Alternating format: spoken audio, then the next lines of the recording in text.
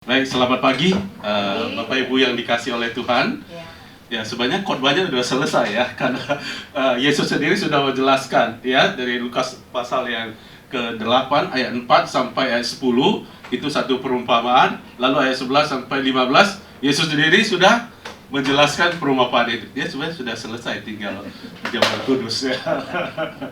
Oke, tetapi mari kita coba merenungkan bersama-sama firman Tuhan ini ya. Saya sedang tadi mendengar suara bayi ya, apa? Little Iva, Hawa, Iva apa itu?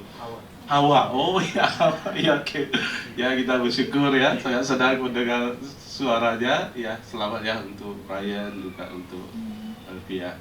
Baik, sebelum kita mendengar kebenaran firman Tuhan dan merenungkannya, mari kita mohon pertolongan Tuhan. Bapa di dalam surga, terima kasih untuk pagi yang indah ini. Sudah memberikan kami kesempatan untuk datang, memuji dan menyembah kepadamu Tuhan. Itulah kebutuhan kami sebagai manusia Tuhan, bukan hanya makanan, bukan hanya kebutuhan materi, kebutuhan jasmani, kebutuhan sosial, tapi juga kebutuhan spiritual. Kami datang kepada Engkau, mendapat kekuatan, karena Engkau adalah sumber hidup kami, sumber sukacita kami, sumber daripada segala pengharapan dan kekuatan kami. Karena itu Tuhan, kami yang sudah hadir maupun kami yang belum bisa hadir, yang mendengar dan beribadah bersama-sama, Tuhan juga yang menolong kami, sehingga kami pulang dengan kekuatan, dengan pembaharuan, dengan sukacita, dengan satu perubahan di dalam hidup kami masing-masing. Terima kasih Tuhan, Kau pakai juga hamba-Mu berkata-kata di dalam kebenaran dan kuat kuasa daripada Roh Kudus. Terpuji Engkau, dalam Yesus Kristus kami sudah berdoa dan berserah. Amin. Nah, tema kita pada pagi ini itu adalah tentang penabur ya, tentang penabur, dan kita sudah membaca firman Tuhan dari Lukas pasal yang ke-8 ya. Kalau di Medan, saya Reverend Halim juga berasal dari Medan, Sumatera Utara. Ada daerah namanya daerah Highland itu namanya Brastagi ya, Brastagi, dari daerah dingin. Biasanya kalau kita ke sana suka melihat menikmati rekreasi, juga membeli bunga, tanaman dan lain-lain, apa seger, cantik ya, bagus sekali. Ya, banyak orang tertarik memberi. Tapi ketika dibawa pulang ke Medan, cuacanya berbeda, tanahnya mungkin berbeda, agak panas. Lalu ditanam berapa hari, dia nggak bertumbuh, ya nggak berbunga. Ya di Brastagi dia bisa berbunga kuncup dengan bagus. Tetapi waktu dibawa pulang ke rumah, kadang-kadang kalau tidak diberi perawatan yang baik, dia tidak bisa berbuah atau berbunga seperti yang diharapkan. Nah, sering juga menjadi satu pertanyaan, ya, kenapa kita yang ada orang yang sudah mendengar firman Tuhan begitu lama, berkali-kali, berminggu-minggu, bahkan bertahun-tahun, tetapi tidak ada perubahan di dalam hidupnya. Seolah tidak ada manfaat, tidak ada pengaruh daripada firman Tuhan itu. Menjadi satu pertanyaan itu adalah, apakah firman Tuhan itu tidak berkuasa? Ya, bagaimana? Firman Tuhan itu, bukankah firman Tuhan dikatakan berkuasa, tetapi kenapa tidak menghasilkan satu perubahan di dalam kehidupan kita? Ya, di metodis kita yang di Sumatera Utara, kita banyak punya sekolah. Ya, sekolah itu banyak murid-murid, mungkin dari yang Kristen, dari non-Kristen, kebanyakan bahkan yang non-Kristen. Sudah bertahun-tahun, mungkin dari TK sampai SD, SMP, SMA. Itu berapa tahun ya, sekitar 12-13 tahun ya, itu ada di sekolah kita. Tapi kadang juga kita melihat kok tidak ada perubahan. Nah, ini kita pagi ini diberikan satu rahasia firman Tuhan yang disampaikan oleh Yesus mengenai perumpamaan tentang penabur ini. Jadi di sini kita bisa belajar beberapa hal ya. Yang pertama, mungkin saya ingin lanjut langsung mengenai soal penabur ya. Penabur. Jadi siapakah penabur itu? Pada waktu itu, zaman itu, mungkin sama juga kita yang berasal dari kampung agak tradisional, bukan teknologi yang maju sekali ya, bahwa penabur itu kalau petani di di kampung ya, kita di kampung itu biasa menebar benih sambil jalan ya. Betul nggak? Saya bukan petani, tapi pada zaman itu dikatakan petani menabur benih itu dengan melemparkan sampai keliling. Betul nggak yang dari kita yang betul ya, jalan di sawah itu dilempar aja ya untuk bisa bukan pakai teknologi modern ya. Oh, ditancap gitu. Ya, ini benihnya katanya ditabur sampai berkeliling ya. Oke, jadi dia menabur ya sambil keliling. Jadi ketika dia berjalan ada berbagai jenis tanah ya, yang dimana benih itu jatuh. Jadi penabur itu tidak memilih-milih. Nah, ini yang mungkin bisa kita tafsirkan. Saya coba tafsirkan bahwa penabur itu tidak memilih-milih. Setiap orang, setiap tanah itu punya kesempatan ditaburkan oleh benih itu ya. Jadi penabur itu siapa? Saya adalah Roh Kudus ya. Penabur itu siapa? Yaitu setiap orang, setiap kita, hamba Tuhan maupun semua kita yang diberi kesempatan atau mempergunakan kesempatan untuk menyampaikan firman Tuhan kepada orang lain. Jadi bukan terbatas kepada orang-orang pendeta aja yang berkhotbah, bukan. Jadi menurut saya setiap orang kita yang membagikan firman Tuhan ya, yang murni itu kepada teman-teman kita, kepada saudara kita, itulah yang disebut sebagai penabur. Nah, kita kembali kepada yang tadi itu bahwa penabur yang utama itu adalah Tuhan, yaitu Roh Kudus ya. Ini yang pertama. Yang kedua ya, bukannya soal penabur tetapi yaitu benih. Apakah benih yang dimasukkan di sini? Yesus sendiri sudah menjelaskan, yaitu firman. Firman. Jadi bukan perkataan manusia. Ya, bukan cerita filsafat manusia. Bukan perkataan-perkataan pikiran, hasil pikiran manusia. Tetapi benih di sini disebut adalah firman. Firman atau perkataan daripada Tuhan sendiri. Ya. Oke, jadi setiap orang punya kesempatan untuk mendengar firman Tuhan. Setiap orang sebanyak Tuhan memberi kepada dia firman Tuhan. Ya, memberi kesempatan pada dia untuk mendengar firman Tuhan. Benih firman Tuhan itu mempunyai kualitas yang sama menurut saya. Waktu ditabur tuh kan nggak dipilih ya. Ini benih yang bagus tabur sini, benih tidak sepertinya cerita perumpamaan tidak sedetail itu, tidak memilah seperti itu ya. Jadi firman Tuhan itu mempunyai kualitas yang baik dan yang sama. Oke, ini yang ketiga. Jadi maksud saya di sini sebenarnya setiap orang punya kesempatan untuk mendengar firman Tuhan. Itu mungkin yang pertama tekankan. Tetapi bagaimana respon kita terhadap firman Tuhan itu? Jadi jangan salahkan tentang Tuhan. Coba kita bertanya yang kenapa firman itu tidak bertumbuh di dalam diri kita. Ini maksud daripada perumpamaan itu ya, satu koreksi. Banyak orang mempertanyakan secara teologis begitu rumit ya mengenai hubungan antara misalnya Tuhan sudah menentukan ya, Tuhan sudah menetapkan ada orang yang percaya, ada orang yang tidak percaya, ada orang yang diselamatkan, ada orang yang tidak diselamatkan ya. Tetapi di sini sebanyak yang ditekankan sebanyak itu adalah respon kita. Nah, itu yang lebih penting ya.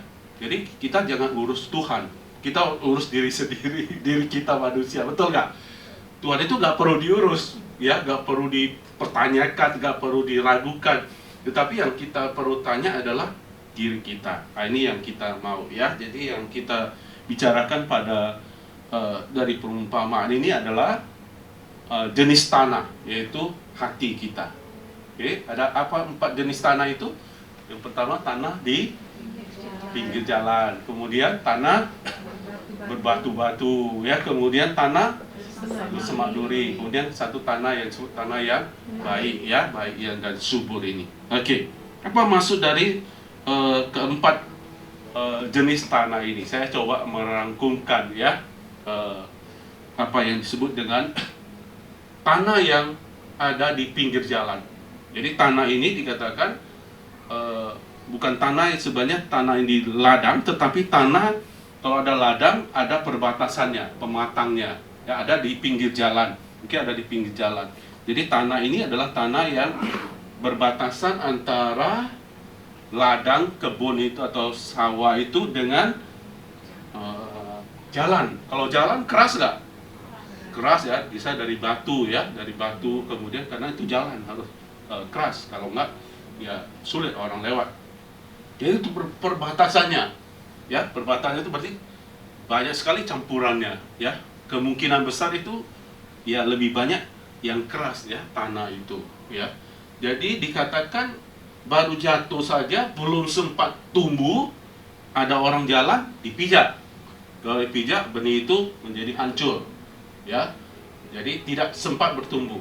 Bukan hanya di bawah, tapi ada juga burung dari udara memakan dia, hilang juga ya, langsung dimakan sama dikatakan si jahat. Jadi intinya bahwa benih ini, karena tanah ini ada tanah yang ada di pinggir jalan, dia tidak sempat tumbuh dan langsung mati ya. Oke. Jadi ini menggambarkan siapa? Yaitu orang-orang yang memang ada mendengar firman Tuhan, tetapi akhirnya firman Tuhan itu terbuang ya, karena dia kemudian tidak meresponnya.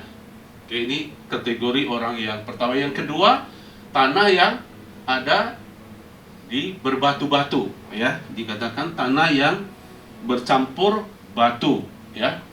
Tanah yang bercampur batu itu berarti tanahnya tidak banyak ya, tanahnya tidak banyak, mungkin satu lapisan tipis saja, nampaknya tanah, tetapi di bawahnya itu batu. Pernah nggak kita ada temu tanah begitu ya? Itu tanah yang kurang subur ya. Jadi tanahnya tipis, di dalam bawahnya itu batu-batu ya. Oke, jadi waktu di benih itu ditaruh, dia tumbuh, memang tumbuh cepat malah ya, karena tanahnya pun tipis, dia cepat kali tumbuh ya. Kemudian cepat tumbuh, cepat pula layu. Ini persoalannya ya. Jadi orang-orang yang sangat antusias mendengar firman Tuhan, saya mau hebat, luar biasa, apalagi mendengar tentang mujizat ya, kesembuhan, berkat ya, mau dong kita ya, nyambut dengan antusias firman Tuhan itu. Tetapi waktu diterima itu tidak berakar, makanya dia cepat tumbuh tetapi cepat layu ya. Dia mengalami satu gangguan dari luar ya, dari luar. Yang ketiga yaitu tanah yang ada bercampur dengan semak duri ya, atau semak belukar, semak duri. Oke. Tanahnya sebenarnya dikatakan cukup banyak, tapi berhimpit, bercampur dengan di sampingnya itu, bukan di bawahnya, di sampingnya itu semak duri. Orang itu menerima firman, dikatakan bertumbuh, tetapi sepertinya berakar. Tanahnya cukup banyak, karena semak itu biasa dari samping ya. Bertumbuh tetapi tidak bisa bertumbuh terus ya sampai besar ya. Dia bertumbuh tetapi tidak berbuah.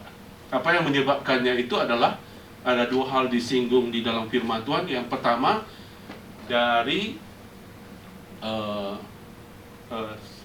dalam, yaitu kekhawatiran ya, kekhawatiran hidup ya, satu perasaan di dalam diri, permasalahan di dalam di dalam hatinya, dia selalu khawatir, akhirnya firman itu tidak bertumbuh.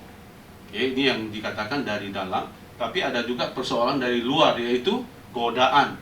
Godaan itu banyak disebut di sini adalah godaan kekayaan ya, godaan kekayaan. Jadi godaan kekayaan dari luar itu menggoda dia, akhirnya dia tidak bertumbuh tetapi tidak berbuah. Oke, jadi ini jenis tanah yang ketiga. Yang keempat, ini yang Tuhan sebenarnya inginkan, fokusnya di sini sebenarnya, tanah yang baik. Oke, tanah yang baik itu tanah yang bagaimana? Subur, tidak bercampur dengan batu-batu, tidak juga dengan semak berduri ya. Ya, kalau padi sama rumput liar, ilalang itu mana lebih cepat tumbuh? Ini ya, rumput ya. Nah, maka rumput itu harus dipangkas. Kalau enggak, dia akan menghimpit si padi itu, ya, padi itu menjadi tidak bisa bertumbuh dan menghasilkan buah. Jadi ini tanah yang baik ini adalah tanah yang di ladang, tidak bercampur, ya. Tapi lalu Yesus mengatakan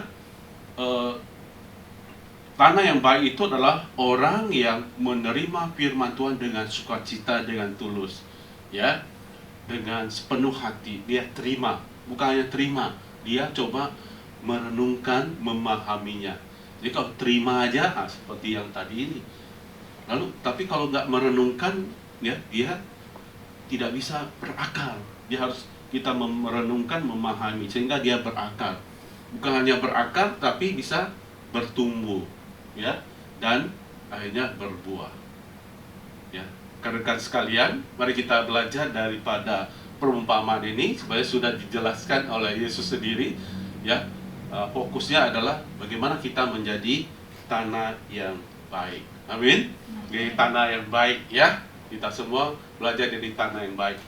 Jadi menurut saya kita harus bagaimana menjadi tanah yang baik. Mungkin ini jadi penutup, tetapi juga menjadi introspeksi dan juga menjadi perenungan kita, aplikasi yang tadi yang saya sudah terima. Ketika kita mendengar firman Tuhan, kita harus melihat itu, benih itu adalah, ya, dari Tuhan sendiri. Kita harus serius loh, ya, mendengar firman Tuhan itu. Itu sesuatu yang luar biasa, bukan karena pengkhotbahnya, tetapi karena itu berasal dari Tuhan sendiri, ya. Itu sesuatu benih yang mempunyai kuasa, ya, yang punya kuasa. Firman Tuhan itu punya kuasa untuk merubah hidup kita, ya, merubah hidup kita, memberi kekuatan pada kita, membuat kita bisa bertumbuh dan berbuah.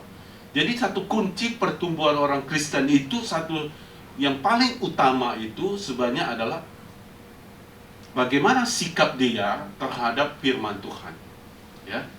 Itu penting sekali. Jadi kita harus melihat, menerima itu, wah, ini sesuatu yang luar biasa. Bukan menerima, memahami, merenungkan. Itu sebenarnya kita minggu depan juga ada fellowship, ya, fellowship juga. Sama-sama kita coba bagaimana kita memahami lebih dalam tentang firman Tuhan itu, ya, memahami, bertekun. Ini katakan mereka yang berhasil itu adalah orang yang bertekun, ya. Mau bertumbuh harus bertekun. Kalau tanaman itu, benih itu langsung tumbuh nggak? Kalau kita lihat, ada orang taruh benih, ya, ada di TikTok atau di mana, di kaca transparan, ditaruh benih, tanah, kemudian dipoto, di video. Tapi video mungkin dia pakai sudah lama itu, ya. Jadi tapi nanti dia akan mempercepat itu. Jadi kita bisa melihat kayak benih itu jatuh satu biji, kemudian tiba-tiba dia keluar dari biji itu, kemudian dia kembang, kemudian keluar akarnya makin banyak, kemudian lama sekali, kemudian akarnya sudah cukup banyak, dia akan keluar, ya, tunas-tunas, ya. Wah, itu satu gambaran video yang luar biasa menurut saya. Itu juga memberikan pemahaman bahwa kita harus bertekun. Firman Tuhan itu harus bertanam, berakar, ya, kita renungkan sehingga kita bertekun sehingga bisa bertumbuh, ya. Kemudian yang menjadi peringatan itu ada dua godaan, itu tidak terjatuh dalam godaan di sini disebut dengan kekayaan, ya. Kemarin kita sudah bahas juga, ya, antara Tuhan dengan mamon, ya. Jadi ini kekuatan dari kekayaan, uang itu memang kuat sekali. Dia seperti mau merebut kita dari firman Tuhan, dari Tuhan, ya. Ya, banyak orang jatuh karena kekayaan. Tidak terjatuh dalam godaan kekayaan yang ingin mengambil firman Tuhan itu, tidak bertumbuh dalam diri kita. Kemudian juga dari dalam, tantangan dari dalam. Banyak kita yang jatuh, lemah dan tidak lagi bertumbuh karena terus hidupnya penuh dengan kekhawatiran, ya. Tidak ada damai sejahtera, tidak ada sukacita. Oke, jadi ini dua tantangan yang harus kita lepaskan untuk bisa bertumbuh. Ya, yang terakhir baru bisa berbuah. Nah, berbuah ini ada satu kunci menurut saya yang harus ada. Banyak orang Kristen tidak berbuah Kenapa tidak berbuah? Dia pintar soal Alkitab. Wah, kalau debat sama dia, pendeta pun bisa kalah, ya, karena dia banyak baca dan banyak riset dan pengetahuannya bagus, ya, logis dan tapi dia tidak menemukan satu perubahan di dalam karakter hidupnya. Dia ketika hadir tidak selalu menjadi berkat bagi orang lain. Kenapa? Karena untuk berbuah ini ada satu kunci, yaitu menurut saya di sini adalah kita mau berbuah, kita harus ada di dalam komunitas dan melayani. Kita harus melayani baru bisa berbuah. Jadi ini ada satu kuncinya. Untuk sampai berbuah, kita harus melayani apapun itu. Ya, melayani di tengah-tengah keluarga kita menjadi berkat, ya. Jadi semua kita bisa melayani, bukan yang berdiri di sini aja, ya, yang khotbah, yang maksudnya sering kita identikan orang yang pelayanan itu orang yang apa namanya, ya, berdiri di mimbar, ya, di atas, tapi di bawah mimbar dalam kehidupan sehari-hari kita juga diminta untuk melayani. Hanya orang yang melayani bisa berbuah. Hanya orang yang menyaksikan kebaikan Tuhan melalui perkataan maupun dengan tindakan itu bisa menghasilkan buah. Itu yang menjadi satu kunci. Jadi semua kita, baik yang kita yang sebagai yang bekerja, dan bisa juga melayani bagi rekan-rekan kita. Saya tahu banyak rekan-rekan helper dan pekerja juga di Singapura, banyak yang stres juga, ya, kadang-kadang lari ke sana kemari, tidak tahu, ya. Saya lihat juga di TikTok sampai di paya lebar ada orang, ya, tapi joget-joget, kadang mungkin dia stres, ya, bahkan sampai minum-minum, ya, sampai mabuk, ya, tergeletak. Wah, itu bahaya. Jadi kalau ada seperti itu, kita yang anak Tuhan, ya, jangan seperti mereka, ya. Tapi juga bukan hanya jangan seperti mereka, juga kalau ada kesempatan, ya, untuk teman kita, coba kita memberikan kekuatan, mengangkat mereka, ya, dari kekhawatiran, dari hal-hal yang bisa menjerumuskan mereka. Inilah kita bisa bersaksi, semua kita, ya, tengah keluarga kita, ya, kita juga yang jadi apo, jadi ibu, ya, dari orang tua yang senior, ya, kita juga bisa memberkati anak kita, cucu kita, ya, yang Tuhan juga berikan kepada kita. Ya, ini luar biasa. Jadi misalnya memperhatikan, mengguide itu sangat luar biasa, ya, sangat tolong, ya. Orang misalnya AI yang membantu, anti yang membantu cucunya, menjaga cucunya, itu juga satu pelayanan loh, ya, tidak mudah. Jadi itu juga sangat berarti, khususnya juga bagi anak-anak kita yang bekerja. Jadi maksud saya bahwa semua kita, ya, siapapun bisa melayani. Dan penekanan saya itu yang tadi dari firman Tuhan, untuk bisa berbuah itu kita harus mau melayani, ya, harus melayani dan menyaksikan iman kita. Itu akan berlipat-lipat. Tadi dikatakan berapa kali lipat dari sini, ya? Lupa. Akan mendengar firman Tuhan dan mereka yang 100 kali lipat, bayangkan. Wah, 100 kali lipat, ya, yang benih yang ditanamkan. Betul itu. Kalau kita tanam satu biji mangga, bisa menghasilkan buah mangga. Kalau berbuah, ya, banyak sekali, ya. Itu bisa lebih dari 100 satu pohon itu, betul, ya? Jadi ini satu pelipat gandaan. Jadi hidup kita berlimpah-limpah, ya, berbuah berlimpah-limpah. Ya, kiranya ini menjadi perenungan kita pada pagi hari ini. Tuhan memberkati kita, ya. Mari kita berdoa. Bapa, terima kasih untuk firman-Mu yang sudah sampai kepada kami. Dan kiranya Tuhan, kami yang sudah mendengar firman, biarlah hati kami, hidup kami menjadi tanah yang subur bagi persemaian firman-Mu. Bukan hanya kami menerima dengan sukacita, tapi kami percaya firman itu firman yang baik, firman yang memberikan hidup kepada kami. Tuhan, benih firman yang bisa merubah hidup kami. Dan karena itu biar kami menerimanya, merenungkannya, menyimpannya, bertumbuh di dalamnya, dan bersaksi melayani di tengah-tengah kehidupan kami. Sehingga hidup kami bukan hidup yang biasa-biasa saja, tapi hidup yang penuh dengan kelimpahan. Karena benih firman Tuhan bertumbuh di dalam hidup kami. Terpuji Engkau Tuhan, ampunilah segala dosa, kesalahan kami, dan biarlah Tuhan yang menolong kami untuk hidup di dalam Engkau. Dimuliakanlah Engkau Tuhan dalam hidup kami. Dalam Yesus Kristus Tuhan Juru Selamat kami sudah berdoa. Amin.